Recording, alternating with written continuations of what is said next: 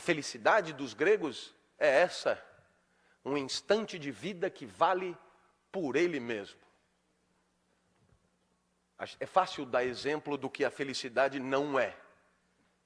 Eu fui jantar na casa de um amigo domingo, e o filho dele estava estudando matemática. E eu perguntei para o menino, pô, cara, estudando matemática domingo? E ele podia ter dito, tio, olha que tesão de equações. Quanto mais embaçada, melhor. Isso aqui é do caralho resolver. Eu sempre resolvo 50 antes de dormir. Mas não foi o que ele falou. Ele falou, eu tenho que tirar 7,5 amanhã na prova. Então eu tenho que fazer essa merda dessa lista, senão eu estou fodido. E aí você podia pensar, se ele vendeu domingo por causa de segunda na prova, ele vai exultar, ele vai delirar na prova. E o menino falou, bem que meu pai falou que o senhor sempre foi meio doido. Eu só preciso tirar 7,5. E eu falei, 7,5 para quê? Ele, para passar de ano, ué. A única coisa que me importa, tio, é passar de ano. E quando o ano que vem chegar, o menino dirá a mesma coisa, passar de ano. Essa é a escola da tristeza, em que você fica ali esperando o ano que vem chegar, esperando o ano acabar, esperando a vida acabar. A escola da tristeza é ótima, na verdade, porque ela prepara o profissional. Ela prepara o profissional para viver o trabalho da tristeza. Aquele que você espera 30 dias por causa do 5º dia útil. Aquele que você vende a vida por causa do salário. A escola da tristeza é a melhor preparação para a vida triste. A felicidade é um instante de vida que vale por si só. Até os 13 anos eu vivi muito mal. Eu era um CDF ortodoxo, hoje chama de nerd. Tirava 10 em tudo, mas não vibrava com nada. Meu pai tentava, me levava no Morumbi para ver jogo. E ele tinha que me avisar que foi gol. E aí eu vibrava para ele não ficar chateado. E ele, dos caras, caralho, cala a boca que nós vamos apanhar. Meu pai também me levava em escola de arte, né? Argila, pintura, guache, origami. Origami é o pior de todos. Uma folhinha de papel, 600 dobras na ordem certa. E aí tem um passarinho que você chucha no rabo, ele abana os dados. Se você errou uma dobra, fudeu o passarinho. E eles ainda chamam de passarinho da felicidade. A mulher chamou meu pai com uma semana e disse, olha, com seu filho aqui são 4 tipos de aluno. Super talentosos, que adoram isso aqui, outros que não têm tanto talento, mas também adoram isso aqui, outros que não têm talento nenhum, mas estão aí se divertindo, e o seu filho, ele não é daqui, pode levar ele embora. Aos 13 anos, o professor de geografia entrou, disse que não ia dar aula. O curso seria só de seminários, e para mim caiu o petróleo. Então, eu me preparei, e chegou o meu dia, subi no palquinho dos jesuítas de São Paulo, olhei para a classe, aquilo estava coalhado de gente. Comigo não tinha bullying, gostavam de mim. Conversar comigo era como ir ao zoológico, uma experiência diferente. Veio gente de outras classes para assistir. Aquilo, gente de pé. E pela primeira vez, ouça-me, pela primeira vez foi legal estar aonde eu estava. Pergunto, é preciso ser filósofo para entender o que os gregos chamavam de felicidade? Eu vou repetir, foi legal estar aonde eu estava. Pela primeira vez em 13 anos. Por quê? Porque até então eu sempre esperava acabar. Esperava a aula acabar, esperava o treino acabar, esperava a aula de arte acabar, esperava... Ali não, eu não queria que acabasse. E para não acabar, eu não começava. E olhava para todos. Esse cara é mais doido do que eu imaginava. O professor se irritou, o senhor engoliu a língua, eu tive que começar. E cheio de entusiasmo, falei tudo o que eu sabia em 15 minutos. E um amigo levantou a mão e disse, professor, deixa ele continuar falando, é tão legal o jeito que ele fala. E o professor disse, ele tem 50 minutos para falar, ele que fale. E a bola veio para mim. A bola do Muricy veio para mim. Quando a bola vem para você, e aí, velhinho, vai viver como? Você é livre, decide. Eu não sabia mais nada para dizer. Se eu fosse respeitar a geografia, eu tinha que dizer, eu não sei mais nada.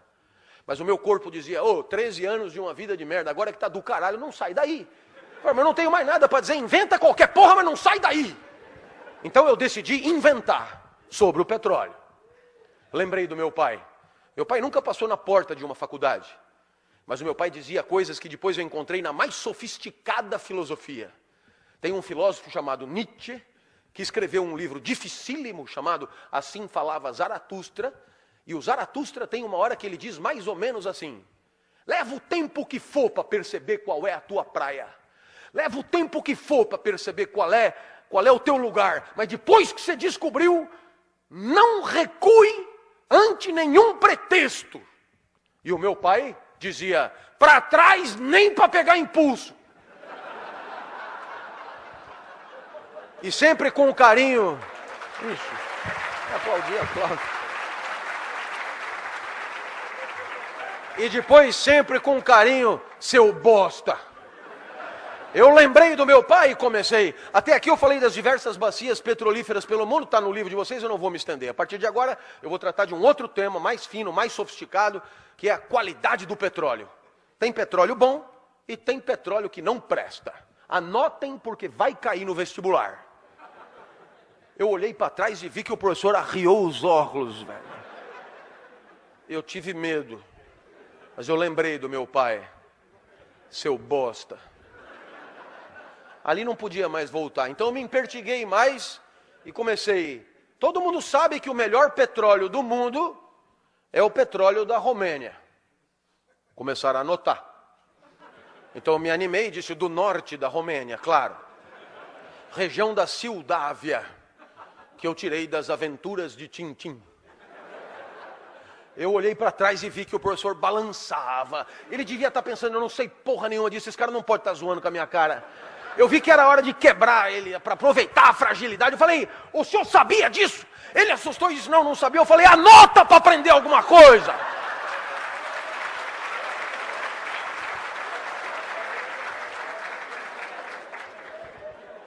A hora que eu mandei ele anotar as coisas que eu estava inventando, ele não reagiu. Eu falei, esse lugar é do caralho, velho.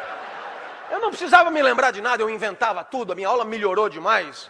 Falei de petróleo em Fernando de Noronha, no Bananal, em Madagascar. Foi um show. Terminou a aula, aplausos copiosos. E um menino levantou a mão e disse, professor, eu tenho uma sugestão que eu acho que é de todos.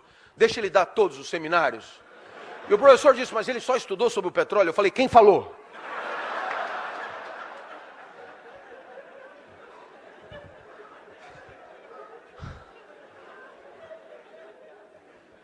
Eu saí dali correndo, fui encontrar o Fusca branco do meu pai.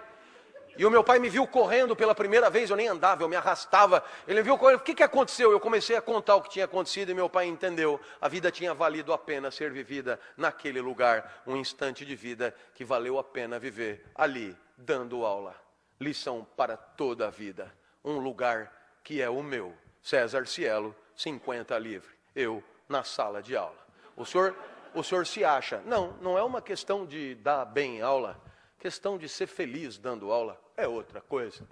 É quando vale a pena estar ali, mesmo que não tenha salário, mesmo que não tenha aplauso, mesmo que não tenha recompensa, mesmo que não tenha nada, como de fato não tem. O que eu vou fazer se a vida só é boa ali, dando aula, com um monte de gente assistindo?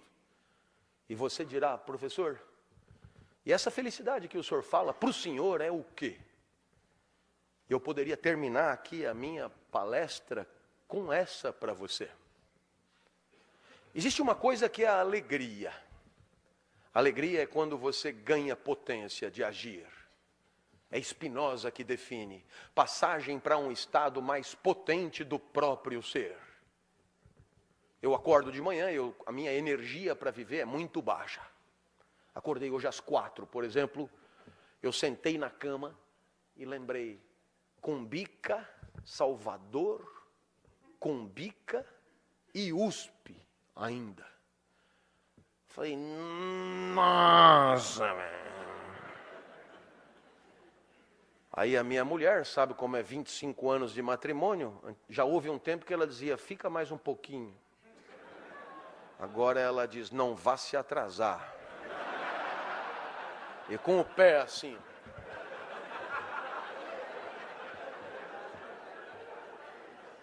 Fui no banheiro, tomei banho, melhorei um pouco, tomei um café, melhorei um pouco, saí, melhorei um pouco. E normalmente eu vou para a USP, quando eu chego na USP, eu adoro. Começa a chegar os alunos, eu adoro os alunos. E aí eu começo a dar aula e eu adoro a minha aula. Eu lamento te dizer isso. Parece um pouco arrogante, mas o que eu vou fazer? Eu adoro o meu jeito de falar. Eu poderia me ouvir eternamente. É impressionante como eu entendo quando eu explico. Então, às 10 horas da manhã, eu estou em cima da mesa gritando. E você perguntará, o que aconteceu entre 5 e 10 da manhã? Resposta de Spinoza, alegria, passagem para um estado mais potente do próprio ser. do próprio ser.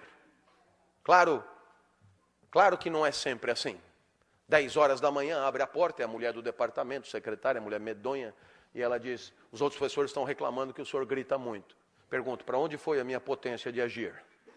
A isso chamamos tristeza.